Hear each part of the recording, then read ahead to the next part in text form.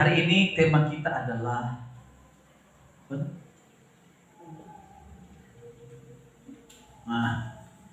mempersiapkan generasi penerus. Ini penting. Dan tema ini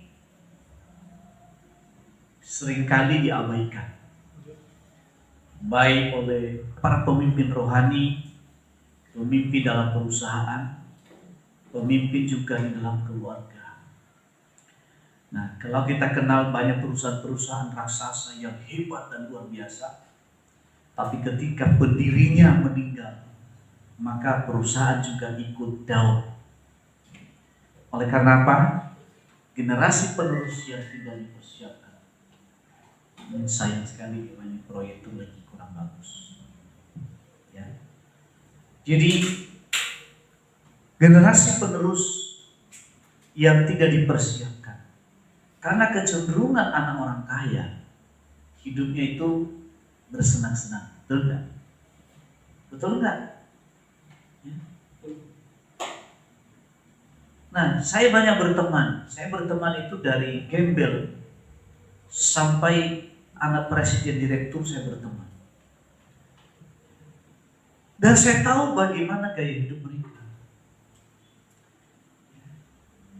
Jadi makanya kalau saya ketemu orang yang baru kaya aja, saya kadang kasihan. Iya. Saudara kasih Tuhan,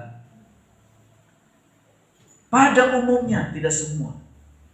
Karena orang tua itu sudah punya segalanya, anak ini terlalu dimanja. Perlu apa-apa disiapkan. Sehingga kecenderungannya itu anak tidak mandiri, ketika menghadapi tantangan yang berat, langsung pasrah. Dan akhirnya terjadi, saudara. Anak sudah dewasa, sudah menikah, sudah punya anak, masih tinggal di rumah orang tua. Ini benar, saya bilang ini benar. Masih tinggal di rumah orang tua yang masih membiayai hidup. Kenapa? Karena orang tuanya kaya. Perlu apa aja, siapkan. Padahal sebetulnya orang tuanya juga pernah susah, kan? Tetapi dia pengen anaknya jangan seperti dia, tapi sebetulnya tidak mendidik. Maka dari itu hari ini firman Tuhan bagi kita mempersiapkan generasi penerus. Gereja ini juga akan terus berjalan ketika nanti ke depan ada generasi penerus yang menggantikan pengembalaan di tempat ini. Karena tidak selamanya saya menjadi pendeta di tempat ini, tidak selamanya saya menjadi gembala di tempat ini. Mesti ada generasi penerus. Dan persiapannya dari hari ini dan seterusnya. Kita baca Alkitab kita dalam Ulangan pasal 4 ayat 1 sampai 9. Tapi karena terlalu panjang ini ayat, nanti ayat-ayat penting aja nanti kita akan baca. Jadi mempersiapkan generasi penerus. Stephen bisa lupa nggak warna yang kuning itu jadi hitam dan kelihatan? Saya nggak bisa. Oke. Baik, saudara, gereja dan keluarga dipanggil untuk mempersiapkan generasi yang unggul. Itu dimulai dari kapan? Dari kandungan. Caranya gimana? Ketika anak dalam kandungan, orang tua yang baik harus bernubuat buat anaknya. Harus mendengarkan firman Tuhan meskipun dia dalam kandungan. Karena ada rekaman yang terjadi. Harus dipersiapkan dengan baik. Ada aturan dokter yang mengatakan sekian bulan harus kontrol, sekian bulan lagi harus kontrol. Supaya apa? Anak ini nanti lahir dengan normal, tidak cacat. Kenapa banyak anak yang cacat, lahir dengan cacat? Karena apa? Orang tuanya lalai memperhatikan ketika berada dalam kandungan. Kalau dulu mungkin oke, tapi kalau zaman sekarang keterlaluan. Kalau nggak punya waktu mengontrol ke rumah sakit, karena pemerintah memberikan pelayanan gratis pada BPJS Kesehatan. Kontrol anaknya gimana, perkembangannya gimana. Siapkan waktumu. Dan ketika dia lahir, anak ini juga harus dipersiapkan lagi apa saudara? Kesehatannya. Makannya yang sehat. Makanan yang sehat tidak harus kaya. Betul nggak? Tidak harus kaya. Sayur-sayuran itu sangat murah. Tahu tempe itu sangat sehat untuk kesehatan anak. Sehingga dia bertumbuh dengan vitamin yang cukup. Itu secara jasmani. Tapi secara rohani, maka anak ini dimulai dari kandungan. Orang tua berkewajiban mengajarkan firman, supaya anak ini nanti ketika tumbuh dewasa akan firman Tuhan. Maka dari itu hari ini perhatikan baik-baik. Apa yang saya omongin ini fakta di lapangan yang sering saya alami, sering saya lihat. Bahkan ada seorang tua yang saya tegur waktu yang lalu. Ini benar saya tegur. Dia punya anak bermasalah dengan istri. Ya mau udah dah, cerain aja lah, gak beres nih. Ya, saya dengar, ada saya situ, saya tegur. Bukan bapak yang menentukan, dia yang menentukan. Udah dewasa kok. Saya nggak tahu sih sakit hati apa, saya nggak ngerti. Yang penting saya harus ngomong. Dan ini problem berat dalam keluarga. Kalau orang tua tidak mengajarkan kebenaran kepada anak. Jadi kita hari ini tugas kita mempersiapkan generasi yang unggul. Dan itu dimulai dari diri kita. Oke lah, mungkin kita dulu nggak mengalami itu karena orang tua kita nggak pahami firman, belum mengenal Tuhan seperti kita.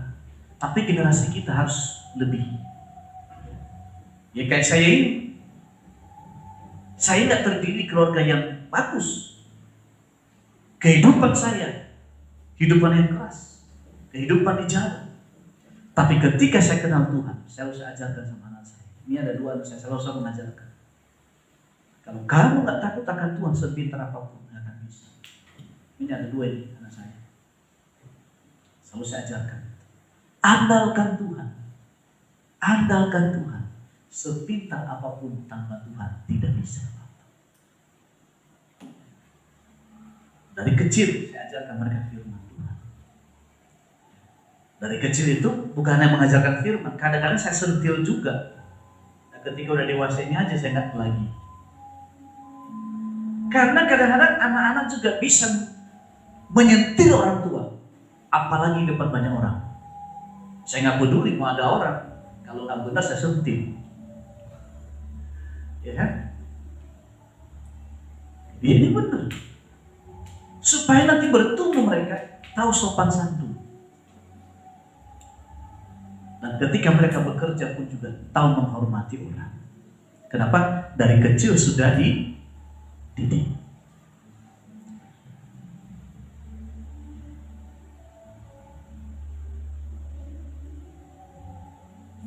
Sebelum memulai era baru di tanah perjanjian, Musa mengajar generasi bangsa Israel untuk memperhatikan hal-hal penting.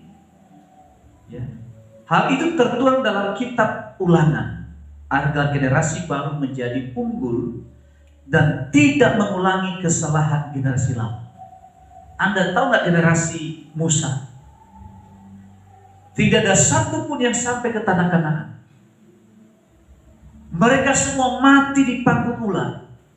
Mereka mati di padang gurun dengan mayatnya tidak dikuburkan. Itu generasi tua. Maka dari itu Musa mengajarkan, jangan sampai keulangi kesalahan bapakmu. Apa yang bapak itu? Jangan kita mengulangi kesalahan orang tua kita. Yang salahnya ya, bukan yang benar. Kita memperbaiki. Termasuk Musa pun tidak masuk di tanah Kanaan. Oleh karena apa? Mereka tidak melakukan kehendak Tuhan. Itu apa, saudara? Mental mereka itu mental tempe. Begini cerita.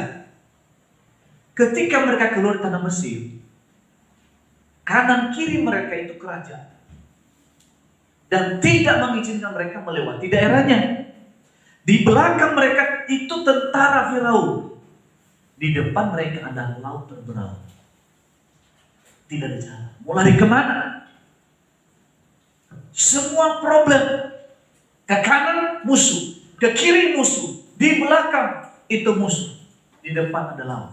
Bagaimana menyeberanginya? Mau berenang? Sekuat apa kamu berenang? 1 jam di sana.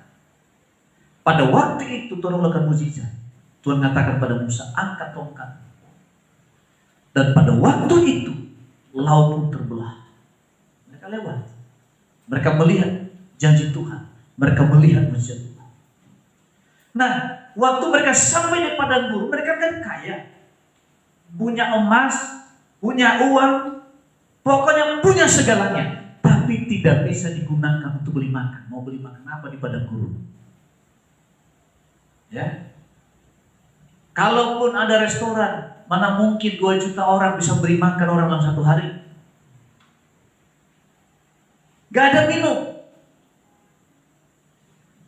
Tuhan katakan pada Musa, angkat tongkat. Pukulkan itu batu. Apa yang terjadi?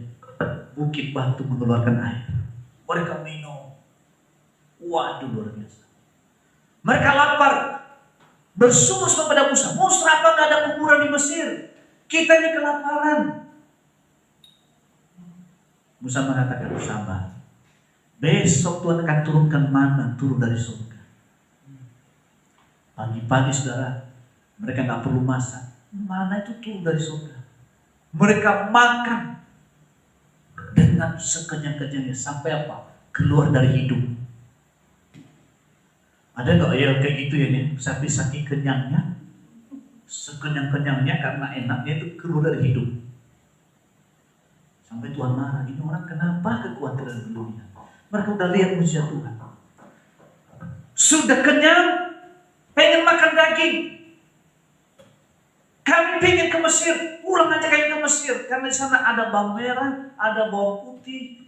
Di sini hanya makan mana saja. Bosan makan yang ini terus. Ganti dong daging. Manusia itu gak tahu bersyukur, gak tahu terima kasih. Sudah dilepaskan dari perbudakan, pengen jadi budak hanya gara-gara apa? Perut. Oke, kalau begitu besok Tuhan akan kirimkan burung puyuh. Waduh, Tuhan kirimkan. Mereka kumpulkan. Tuhan udah ngomong melalui Musa, hanya boleh mengumpulkan 2 gomer, tidak boleh lebih. Oh, yang lain enggak, serakah, kumpulkan. Karena apa? Takut nggak bisa makan besok. Tapi herannya, mereka mengumpulkan yang kurang dari 1 gomer dan yang mengumpulkan lebih dari 1 gomer, begitu diukur tetap sama. Ajaib kan? Artinya gini, bagaimanapun orang serakah, yang bisa dimakan itu hanya yang Tuhan restui. Betul tidak? Nah, inilah gambaran generasi tua. Jadi dikit nambah. Bahkan Alkitab mengatakan sampai mereka menangis. Bayangkan kayak Pak Johan ini nangis sama saya gara-gara makanan. Ini orang tua.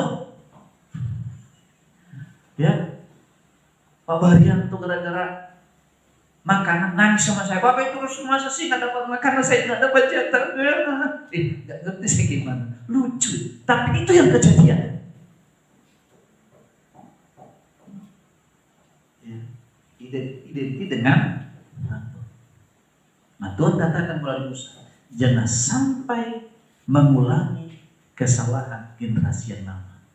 Maka dari itu saudara, anak di bawah 25 tahun yang boleh masuk kanak-kanak. Di atas 25 tahun nggak bisa masuk. Mereka mati di padang gurun. Karena apa? Mereka bukan generasi unggul.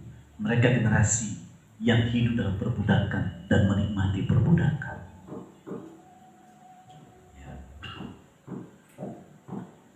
Jadi poin yang pertama, dan saya bacakan pada kita, yaitu takut akan Tuhan. Itu wajib. Takut akan Tuhan itu bukan pada saat kita kumpul di gereja ini, tapi ketika kamu sendirian. Ketika kamu mau WA, apa isi WA? WA kepada siapa? Kata-katanya apa? Itu yang menentukan kamu takut Tuhan atau tidak. Ada yang gak suka maki-maki orang melalui WA di sini nggak? Ada nggak sih? Gak ada yang ngaku ya? Ada nggak yang suka telepon orang? Saya nggak tahu maki-maki orang di telepon. Angkat tangan. Yang tahu itu hanya Anda dengan Tuhan. Nuranimu ada nggak waktu itu? Ketika kamu sendirian, saya nggak lihat, semua nggak lihat, kamu ngomong apa? Hanya Anda yang tahu. Tapi kalau Anda takut akan Tuhan, Anda akan lakukan hal itu. Kenapa? Nuranimu menegur. Saya percaya saudara, setiap kita melakukan tindakan yang salah, nurani kita menegur. Betul nggak? Betul nggak? Tapi cenderungan kita melawan kan? Kebanyakan melawan kan? Akhirnya kita celaka. Sebetulnya itu roh Tuhan sedang berbicara kepada kita. Maka itu takut akan Tuhan. Keluarga atau gereja perlu memperkenalkan Tuhan kepada anak-anak sejak dini dan menanamkan rasa takut akan Tuhan. Saya bacakan ayat 2. Janganlah kamu menambahi apa yang kuperintahkan kepadamu, dan janganlah kamu menguranginya. Dengan demikian kamu berpegang pada perintah Tuhan Allahmu yang kusampaikan kepadamu pada hari ini. Matamu sendiri telah melihat apa yang diperbuat Tuhan mengenai Baal Peor. Sebab Tuhan Allahmu telah memunahkan dari tengah-tengahmu semua orang yang mengikuti Baal Peor. Sedangkan kamu sekalian yang berpaut pada Tuhan Allahmu masih hidup pada hari ini. Baal Peor itu pertama persembuhan, kedua perzinahan. Ketika orang Israel itu kan mau dikutuki sama Bileam, nggak bisa kan? Akhirnya kasih akal. Salah satu caranya untuk bisa mengalahkan Israel itu, buat mereka berdosa, kirimkan cewek-cewek yang cantik-cantik. Nah, orang Israel kan lama di padang gurun, nggak sempat dandan kan cewek-ceweknya kan? Tapi negara yang mereka lalui kan biasa berdandan, dikirimkan wanita-wanita. Dan akhirnya apa? Orang Israel jatuh dalam dosa perzinahan, dan itu yang membuat mereka kalah dalam perang dan mereka dibantai. Ya. Jadi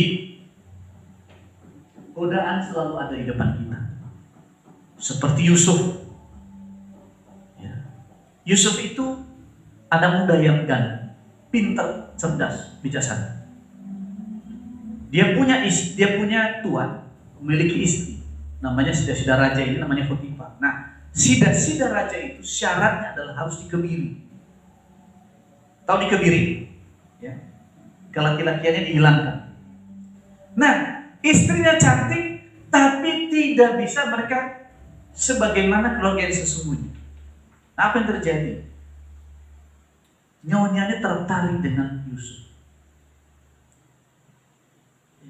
Seorang anak muda, wah ini cantik, kapan lagi istri pejabat? Tapi karena takut akan Tuhan, Yusuf mengambil tindakan yang radikal, yang berakibat apa? Dia masuk penjara. Maka dari itu saudara, untuk takut akan Tuhan tidaklah mudah, tapi juga tidak susah. Yang penting hatimu.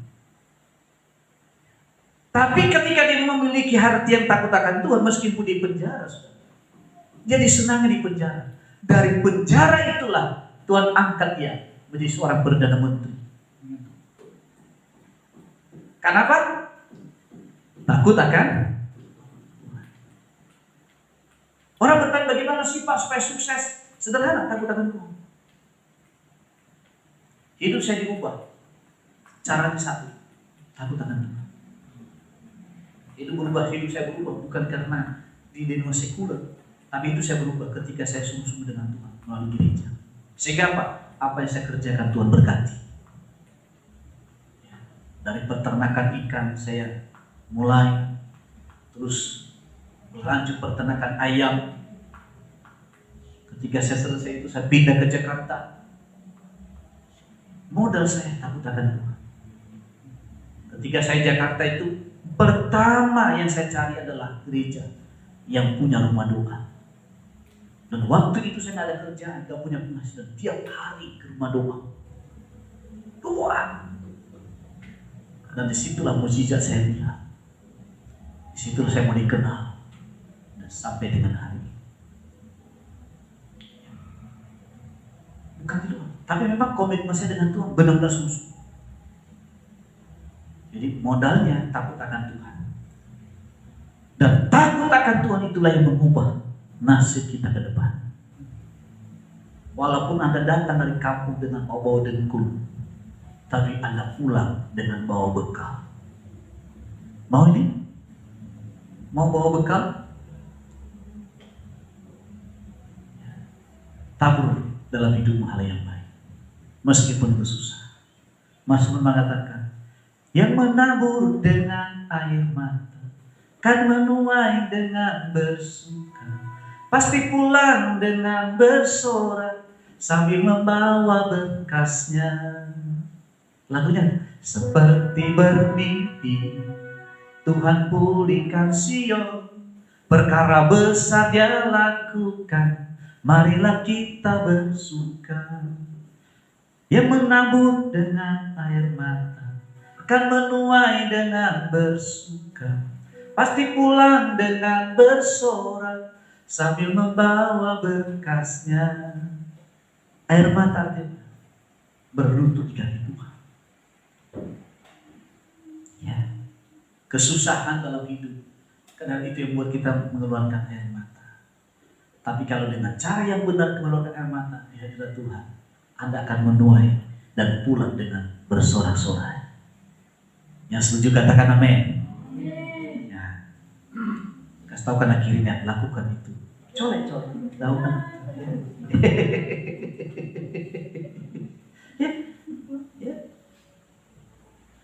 Ya, jadi kita harus takut akan Tuhan.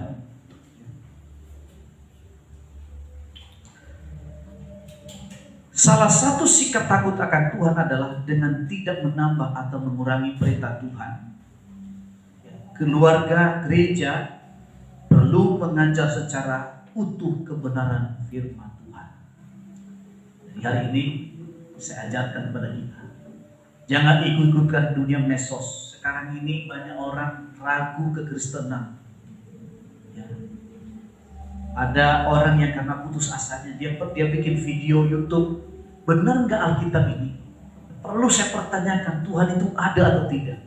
Yesus itu Tuhan atau bukan? Karena apa? Banyak kekecewaan dalam hidupnya. Sehingga apa? Disebut dalamnya generasi, disebut generasi gereja Kristen progresif. Jadi mereka mengkritisi kuasa Tuhan. Karena apa? Kenyataan tidak seperti yang mereka inginkan. Tapi saya berdoa kita tidak termasuk di dalamnya. Takut akan Tuhan membawa kepada kehidupan, sedangkan sikap pemberontak terhadapnya akan mengantarkan pada hukuman. Sekali lagi, takut akan Tuhan membawa kepada kehidupan, sedangkan sikap pemberontak terhadapnya akan mengantarkan pada hukuman. Anda hari ini berbohong misalnya, sumpah jadi sama geledek saya kalau saya melakukan itu. Tuhan gak langsung suruh itu geledek menyambar Anda. Enggak. Sumpah Pak, biar malam ini saya mati kalau saya melakukan itu. Ya kalau saya yang sudah melakukan itu, nggak langsung mati Bapak Ibu. Tuhan masih kasih kesempatan. Tapi kalau Anda terus-terusan, Tuhan akan memproses Anda seperti yang Anda inginkan. Bukan mati langsung, tapi mati pelan-pelan. Saudara, suatu saat saya ke rumah sakit mengunjungi orang. Waduh, masa waktu dia sehat, arogannya bukan main. Tapi ketika di rumah sakit dia menangis. Wah, saya mau kali kamu semua gue obat, Pak. Nangis-nangis. Karena udah stroke. Dalam hati saya, terlambat dulu waktu sehat, kenapa enggak? Udah pakai kursi roda baru muncul janjinya sama Tuhan. Dalam hati cuma gak berani ngomong. Itulah hukuman Tuhan bagi orang yang angkuh di hadapan Tuhan.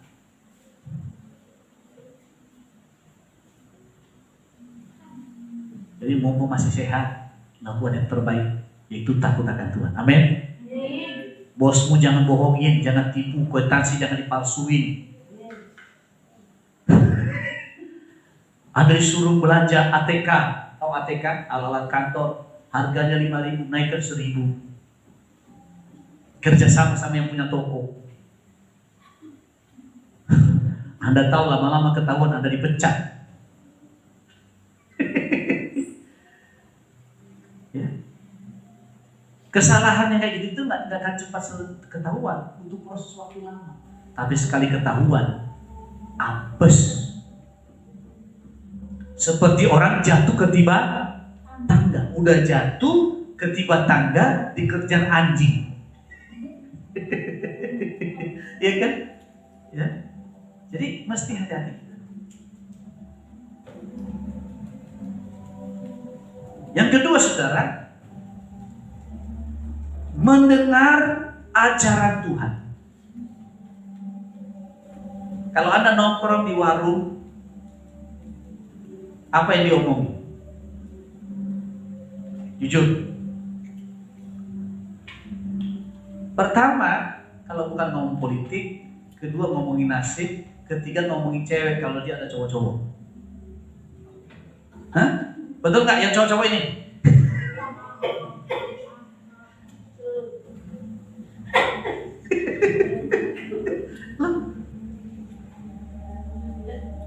Ini waktu saya kuliah, sekarang masih kuliah juga, waktu S1, ngambil S1. Kemarin S2 saya baru lulus ujian tesis. Jadi Desember saya udah bisa menyandang gelar S2. Puji Tuhan, karena doa saudara lulus. Ya. Nah saudara, saya lihat itu kan dari semua kan banyak anak muda. Saya nggak tua juga sih, saya termasuk muda. Cuma dibanding mereka, mereka jauh lebih muda. Itu kadang ngumpul ngobrol. Baik cowok ceweknya ngobrol. Oh iya, cowok ganteng ini. Ini kriteria gue nih. Nah, yang cowoknya juga kan gitu. Kayaknya yang mahasiswa satu lagi itu boleh kok didekati.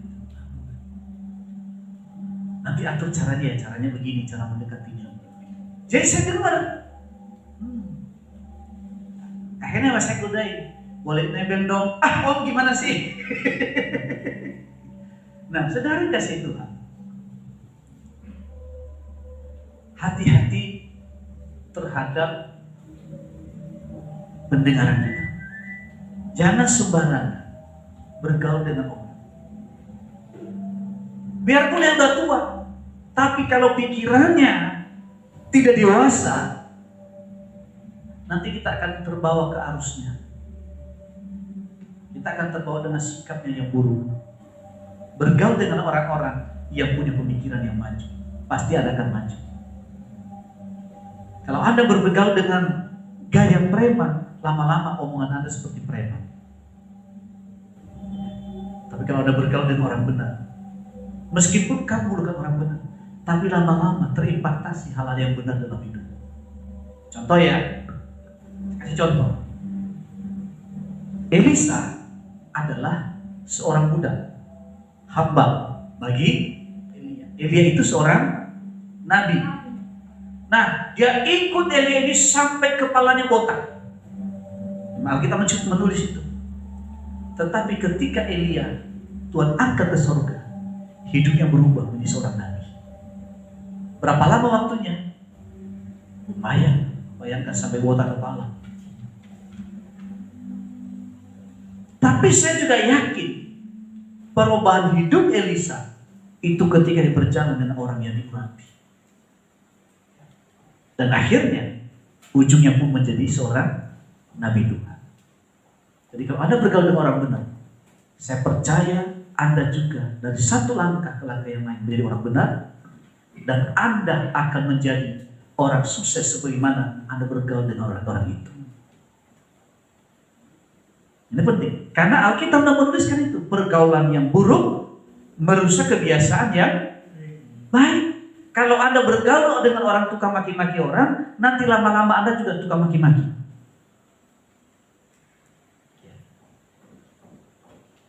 Kasih kepada Allah tunjukkan bukan dengan perasaan di dalam hati semata-mata, namun diwujudkan dengan perbuatan dan tindakan. Kemarin itu saudara, waktu saya diuji, saya kesel sama satu dosen.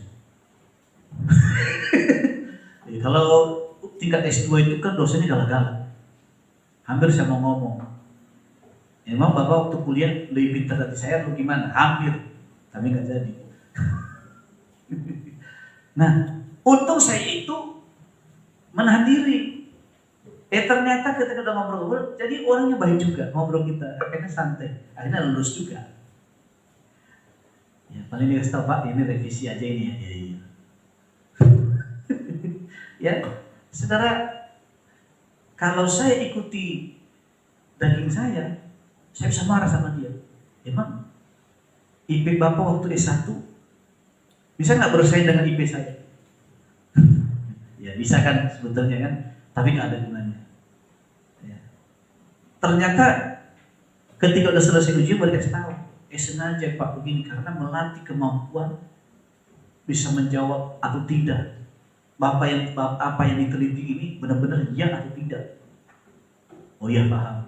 Tapi ini juga menyengat juga cara tanya jawabnya lebih dari audisi. Akhirnya kita ketawa juga puji Tuhan. Ya. Ya. Jadi perlu memang kadang-kadang kita harus menahan diri ketika kenyataan nggak seperti yang kita bayangkan. Kalau enggak kesulitan. Tindakan kasih kepada Allah dapat dinyatakan dengan melakukan apa yang Tuhan kehendaki dan kehendaknya ada di dalam firman-Nya. Sekarang saya tanya lagi, yang rutin baca Alkitab setiap hari angkat tangan. Ini dia. Bagaimana Anda tahu kehendak Tuhan kalau nggak pernah baca Alkitab? Ya baca supaya tahu. Nggak ngerti, nggak masalah. Saya juga selalu mengerti firman. Kadang-kadang saya baru ngerti firman itu ketika saya sudah baca berulang-ulang baru ngerti. Kadang-kadang ketika ada sesuatu masalah tiba-tiba Roh Kudus ingatkan saya ayat yang pernah saya baca, meskipun itu sudah lupa. Baca. Nanti Roh Kudus mengkondisikan kita sebagaimana apa yang tertulis di dalamnya. Amin. Hari ini mulai baca Alkitab. Setuju? Yakin nih? Yakin mau lakukan? Gampang baca Alkitab dari di HP. Tuhan Yesus menyatakan bahwa mereka yang mengasihinya adalah mereka yang menuruti segala perintahnya. Ya. Anda tidak akan pernah tahu isi hati Tuhan kalau nggak pernah senang membaca firman Tuhan. Dan Anda tidak akan maksimal dalam hidup kalau Anda tidak mengerti kehendak Tuhan. Yang terakhir, saudara, miliki hikmat Tuhan. Nah ini, yang menjadikan Israel berbeda dengan bangsa-bangsa lain adalah mereka karena mereka memiliki Allah yang luar biasa. Ya, itu membedakan mereka. Ayat 6 saya bacakan ayat 6 sampai 9. Lakukanlah itu dengan setia, Sebab itulah yang akan akan menjadi kebijaksanaanmu dan akal budimu di mata bangsa-bangsa pada waktu mendengar segala ketetapan ini, akan berkata, memang bangsa yang besar ini adalah umat yang bijaksana dan berakal budi. Sebab bangsa besar manakah yang mempunyai Allah yang demikian dekat kepadanya seperti Tuhan Allah kita setiap kali kita memanggil kepadanya. Dan bangsa besar manakah yang mempunyai ketetapan dan peraturan demikian adil seperti seluruh hukum ini yang kuberi, yang kubentangkan kepadamu pada hari ini. Tetapi waspadalah dan berhati-hatilah supaya jangan engkau melupakan hal-hal yang dilihat oleh matamu sendiri itu, dan supaya jangan semuanya itu hilang dari ingatanmu seumur hidupmu. Beritahukanlah kepada anak-anakmu dan kepada cucu cicingmu semuanya itu. Jadi waktu Anda membaca firman Tuhan dan berusaha melakukan, saya pastikan Anda akan bijaksana. Amin. Biar Anda masih muda, tapi Anda bisa berpikir lebih bijaksana dari orang tua. Daud berkata, aku lebih berhikmat, lebih tahu dari guru-guruku, dari orang-orang tua. Itu Daud mengatakan, meskipun dia masih muda. Karena apa? Karena Daud mengatakan, firman-Mu aku menyimpan di dalam hatiku. Ya, ini poin 3 ini penting bagi kita. Peraturan dan ketetapan Tuhan atau Taurat Tuhan itu telah menjadikan mereka memiliki kebijaksanaan dan akal budi. Relasi kita dengan firman Tuhan akan menjadikan kita memiliki sumber hikmat, kebijaksanaan, dan diperbaharui di dalam akal budi kita. Itu dasarnya firman Tuhan. Saya percaya dan saya jamin Anda akan bijak. Nasib Anda juga bisa berubah ketika Anda melakukan firman Tuhan, yaitu mulai dengan membaca firman Allah, mulai dengan menaikkan doa dengan sukses. Pasti Anda sukses. Amin. Kenapa Israel sukses? Kepintaran itu sama aja kok. Sama. Tapi kenapa mereka menguasai dunia? Anda tahu perusahaan MW, multi level marketing, itu pemiliknya orang Yahudi. Anda tahu nggak cara kerjanya? Mereka ambil dari Alkitab. Waktu mertua Musa ini mengunjungi Musa kan, Musa ini menadili 2 juta orang dalam sehari. Yitro mengatakan, kamu capek, cobalah bikin cara. Yang pertama, ada pemimpin 1000, ada pemimpin 100, ada pemimpin 50, ada pemimpin 10 orang. Nah, multi level marketing bukankah itu yang diterapkan? Betul nggak? Betul nggak? Yang tahu multi level marketing siapa yang pernah tahu? Belum pernah lihat? Nah, saya pernah ada di sana dulu. Jadi 1 orang meng-hire 10 orang. 10 orang masing-masing meng-hire 10 orang, berarti sama dengan 100. Sehingga jaringan ini terus berkembang. Harganya juga sebetulnya sama, kualitas juga sama. Tapi cara memasarkan yang berbeda. Karena bentuknya jaringan. Bentuk jaringan. Yang kedua, saudara, mereka ini berpegang teguh dengan firman, sehingga Pak, ide-ide muncul. Ya. Di Israel memang gak ada pabrik pesawat, Pak, gak ada. Tapi pabrik-pabrik pembuatan pesawat mereka buat di Jerman, mereka membuat di Amerika, mereka membuat di Kanada, mereka membuat di Prancis, dan Indonesia membelinya. Ya? Mereka membuat di Rusia. Zelensky itu kenapa negara Ukraina ya? Ukraina itu presiden itu Zelensky kan, orang Yahudi. Kenapa tidak bisa dikalahkan? Karena saudara, mereka sudah menguasai dunia. Ketua parlemen Rusia itu orang Yahudi. Perdana Menteri Kanada itu orang Yahudi. Pemegang ekonomi dunia, Bank Dunia itu orang Yahudi. Nggak usah jauh-jauh deh. Singapura, Perdana Menteri itu orang Yahudi. Pertahanannya itu diambil dari Israel. Negaranya maju nggak? Singapura. Besarnya semasa Jakarta loh. Mereka nggak punya teknologi, tapi Indonesia belajar teknologi ke Singapura. Prakteknya di Indonesia. Minyak kita jual ke Singapura untuk mengelolanya. Akhirnya kita beli kembali, makanya mahal minyak kita. Loh ya, minyak kita itu dikelola di Singapura. Singapura nggak punya tanah, tidak punya tempat perminyakan, tapi saudara kasih Tuhan, mereka punya alat teknologi mengelola minyak mentah supaya matang, bisa digunakan langsung. Indonesia membeli, dan akhirnya kita bayar mahal dari hasil tanah kita sendiri. Ya, baru sekarang Indonesia mulai membangun kan pengelolaan. Itu negara kecil aja itu juga menguasai Asia ini. Suatu saat nanti Bang Yosua ini jadi pengusaha ekspor. Ya, suatu saat, catat baik-baik, Anda harus lewat Singapura bayar biaya cukai dulu. Mau Cina harus lewat Singapura dulu. Ekspor import harus lewat Singapura. Biaya cukai. Hebat gak? Kenapa saudara? Karena itu dulu itu yang didirikan oleh General Raffles. Sudah membuat sistem itu.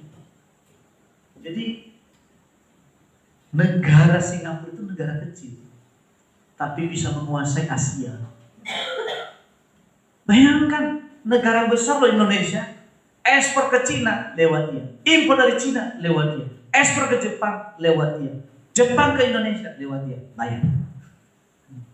Ya kan? Amerika lewat dia, dan dia kaya, salah satunya dari biaya cukai. Nah, dasarnya apa? Hikmah. Hikmah itu datang pada waktu kita dekat dengan Tuhan, mencintai firman Tuhan. Hikmah itu datang. Anda nanti kaget, Anda mungkin hanya tukang main HP, Anda bisa menghasilkan. Main handphone. Kerjanya apa? Main handphone. Gajinya berapa? Nggak terbatas.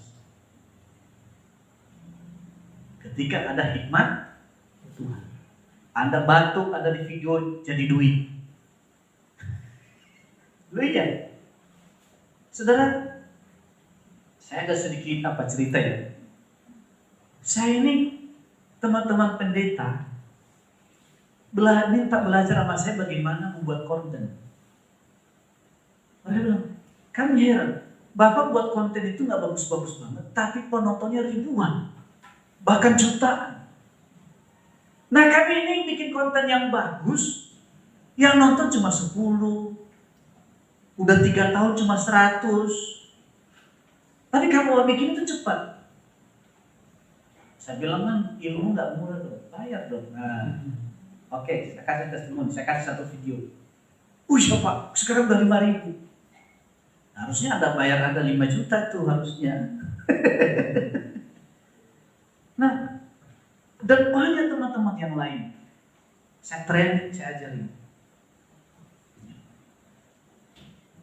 Sebetulnya mereka pintar. Yang membedakannya apa? Mereka nggak pernah tahu bahwa saya berdoa, Tuhan berkati penonton channel saya. Iya kan?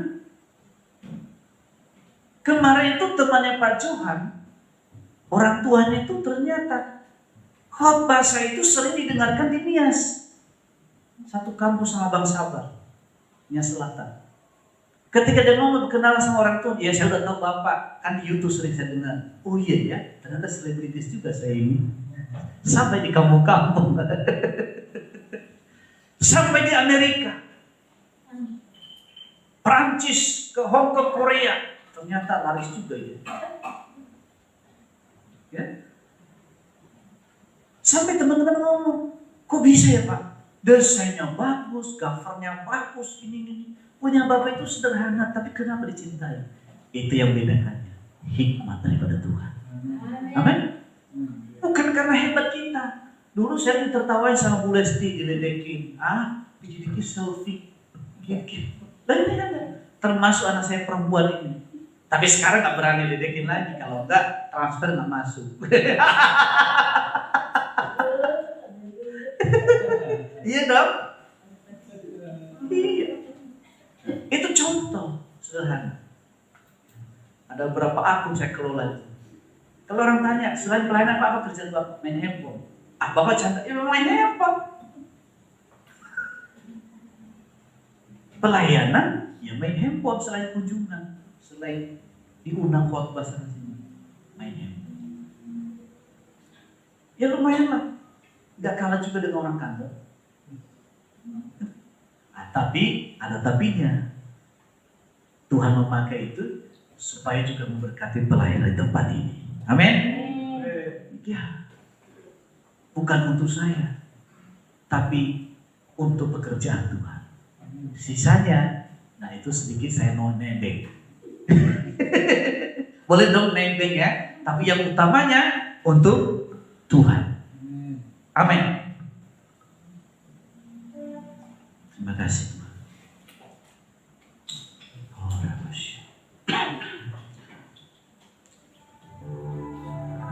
Firman jadi manusia,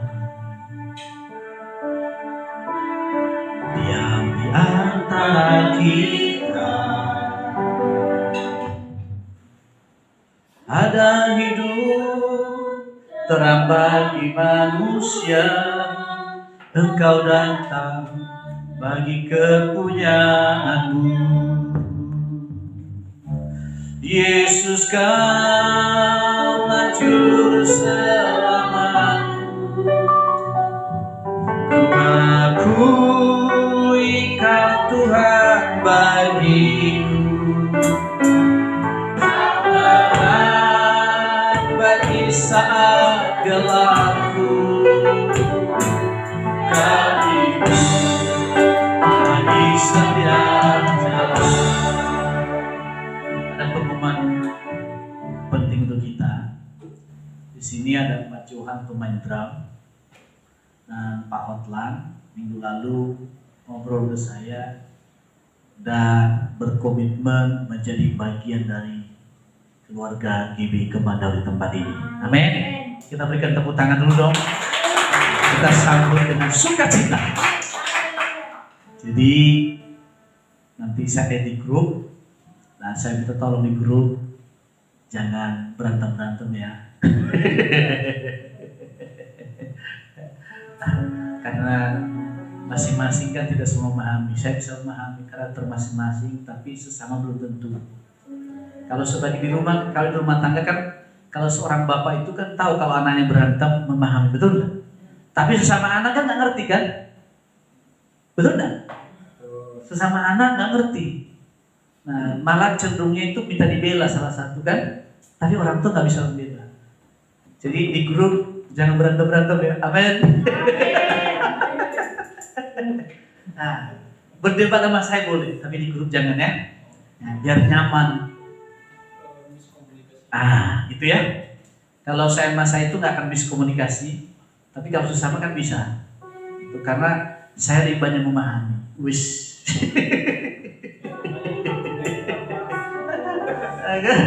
Ya, oke. Jadi selamat datang untuk Pak Johan, untuk Pak Hotlan. Kemarin saya udah ngomong, sorry ya Pak, saya saklek. Kalau ada yang salah saya tegur. Ya, oh siap Pak, nggak apa-apa ya, puji Tuhan. Tuhan bagi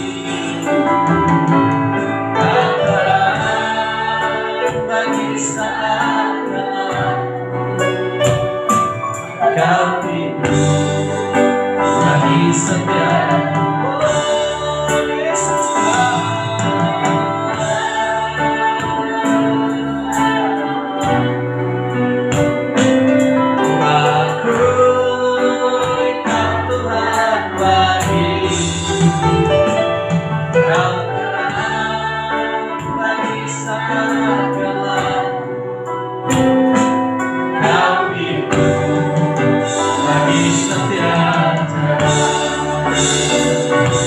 Kau pintu bagi setiap Kau pintu bagi setiap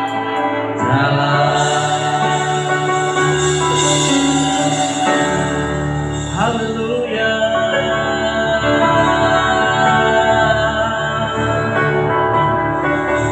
Terima kasih Tuhan. Tanamkanlah firman-Mu di hati dan pikiran kami. Firman berakar Tuhan. Curahkan hikmat-Mu atas kami. Curahkan hikmat-Mu dalam nama Yesus. Minta hikmat Tuhan. Minta hikmat Tuhan. Dalam nama Yesus terima hikmat Allah turun atas hikmat Allah, hikmat ilahi, hikmat ilahi turun atas. Terima dengan iman, terima dengan iman, terima dengan iman, terima dengan iman. Dalam nama Yesus, oh nama syarat kesembuhan turun dalam nama Yesus. Oh nama syarat terima dengan iman. Dalam nama Yesus.